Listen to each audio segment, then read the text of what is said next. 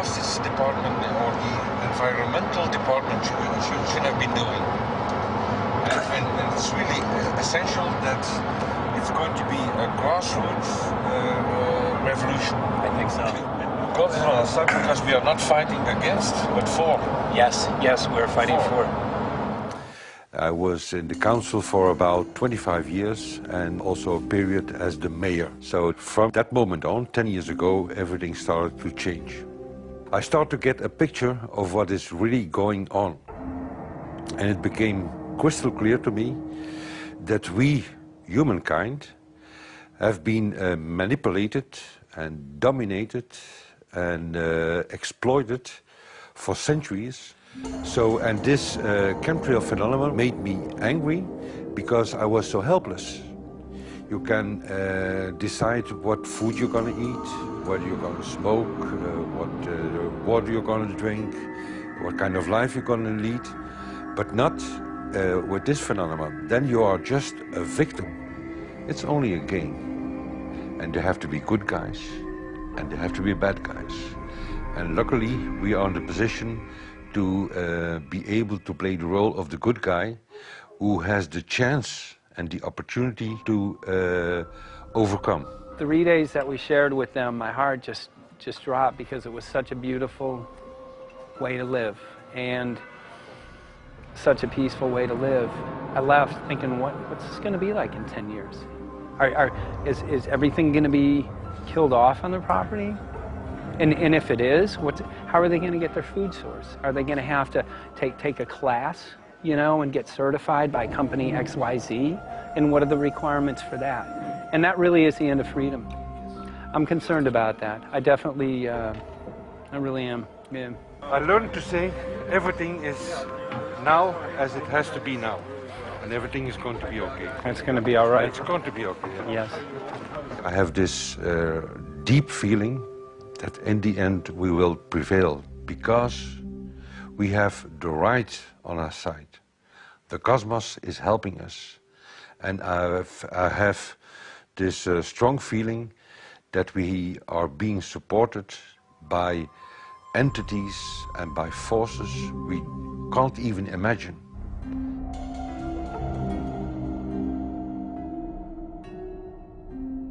Here for the first time we have this scientific proof that we are being spread. We are being spread, and it's incredible and it's hard to believe, but we are being spread. I think at this moment to stop is not an option.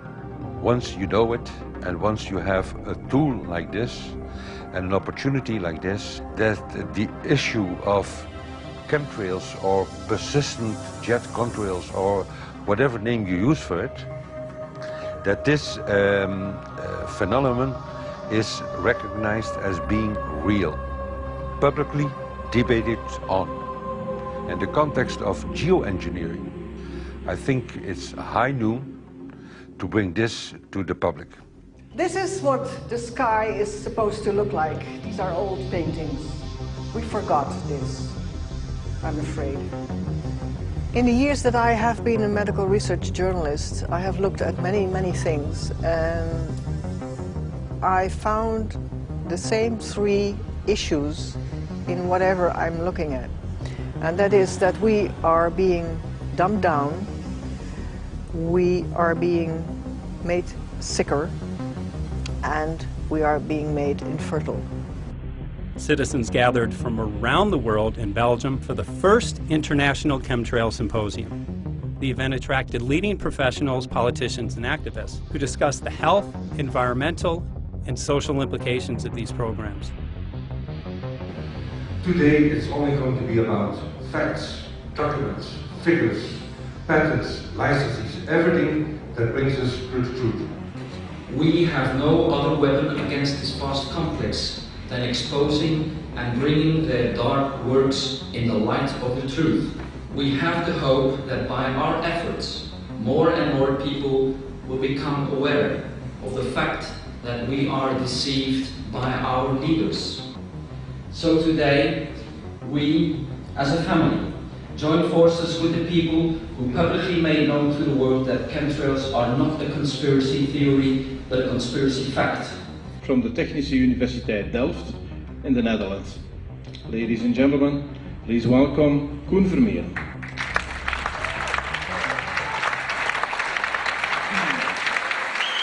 Well, I'm Koen Vermeer. I'm a university professor of Delft University of Technology. Usually people are with their heads to the ground in their own two-dimensional space and they don't look up. But if you do, you see more and more spaces like this. And it worried me too. I have no explanations to our students about these phenomena. And then I studied it myself and I found out that I couldn't give them the answers they wanted, because I think that the phenomenon is not natural. It's not natural what is happening, and the explanations that are given to us are not enough for me. If you look at them from a scientific point of view, the first thing a scientist does is trying to explain something. Because I'm smart and my students are not as smart yet, so I have to give them answers to questions. But if you ask most scientists honestly, they cannot answer all your questions. If people are using climate control over our heads, I want to know about it. I want to know the consequences, I want to know the health impact, I want to know everything. I need, as a teacher in my university, to give answers to my students. And they have good questions. And I don't have the answers. And I want to know. Excellent. And we should discuss this. Ladies and gentlemen, for here you in the auditorium and for all over the world, Michael Murphy.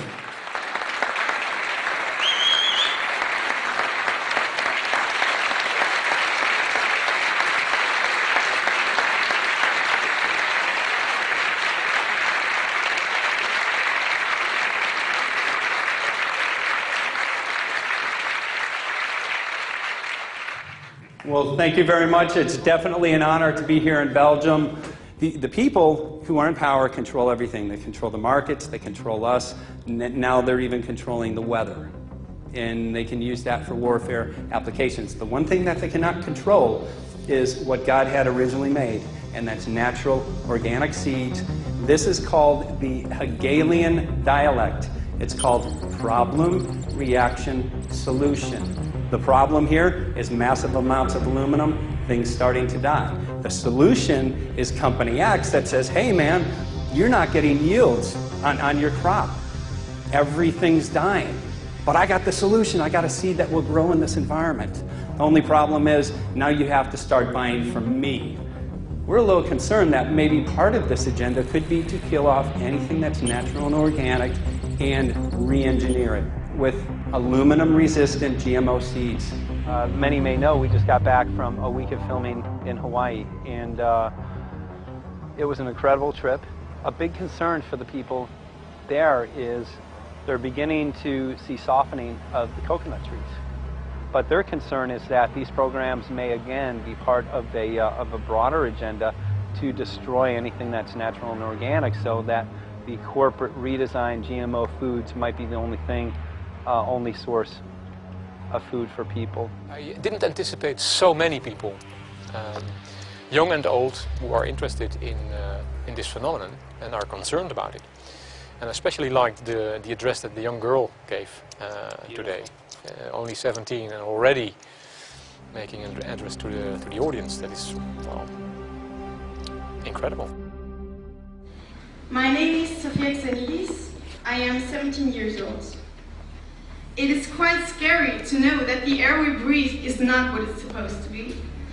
That the food we eat and the water we drink contain traces of those substances which are sprayed out over all of us, as though we were being poisoned like insects.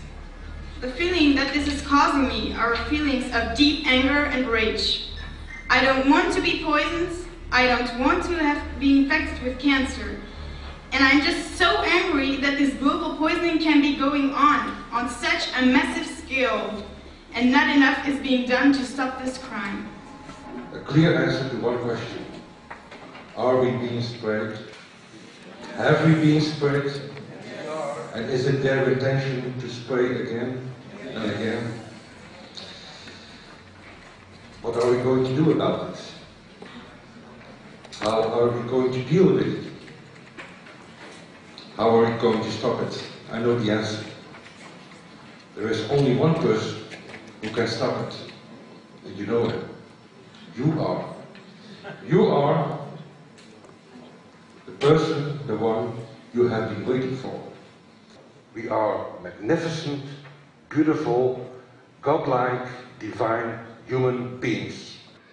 Ladies and gentlemen, sisters and brothers, in this auditorium and in the whole world, thank you so very much for being present with us. And for now, please enjoy this anthem.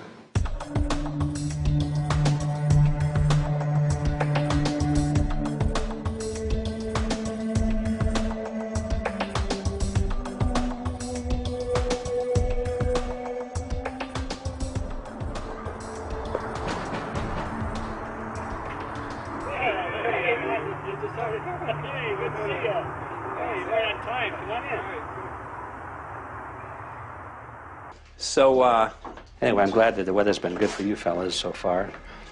Just think if we were doing this in the wintertime, you might, if you're going to Washington, D.C., you might run into snow. Thank God we're not. That's right. You know, it's interesting because of the different weather modification programs. There's something like, I think, right around 32 in the continental U.S. alone going on. So the theory is that geoengineering is in part weather modification. You know, Mike, that's a very good point. There are so many subsets connected with this issue of geoengineering. People are writing to us all the time with information about the connection to global warming, the connection to weather modification. Some people think there's a connection with Morgellons disease. Others think it's kind of a means of transmitting electromagnetic impulses from the HARP antenna system up in Alaska and Siberia. Boy, it gets your head spinning. And each area, I think, is worthy of investigation, but we have so little time. I think it's wise for us to stay focused on just the aerospraying and the toxic effect of these chemicals and the destruction of the planet and the damage to human health. What more do you need than that to convince people that we have to put a stop to it? So to stay focused, I think, is our mission on this one.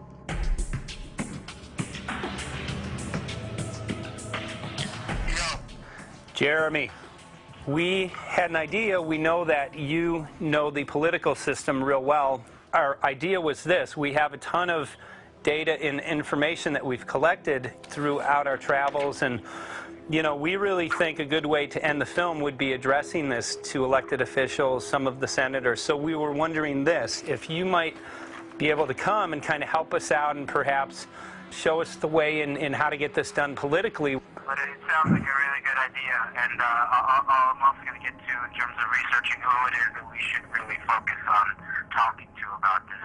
At the very least, if we could make it impossible for them to claim that they don't know at this point, we can strip away their plausible deniability that they haven't heard of the data that points to geo-engineering stratospheric aerosol operation already going on. At the very least, it should be very interesting to go to District of Criminality and put some people on alert. Yeah, you have a lot of enemies in Washington. That's where all the power comes together and the money, you know. So there are people there, I'm sure, that just don't want us to do this job. But I'm glad you're going, and you'll find out.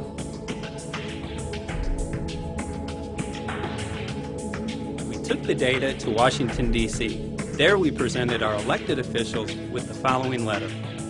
According to the 5th article of the Bill of Rights amending the Constitution for the United States of America, no person shall be deprived of life, liberty, or property without due process of law.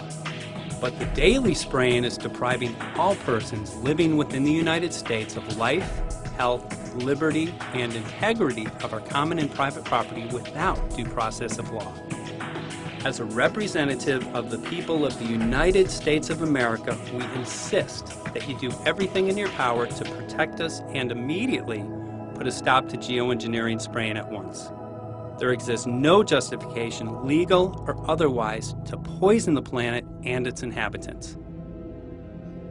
Now suppose that space aliens arrived on, maybe they're going to land at the UN headquarters down the road here, or maybe they'll pick a smarter spot, But suppose they arrive and they give you a box.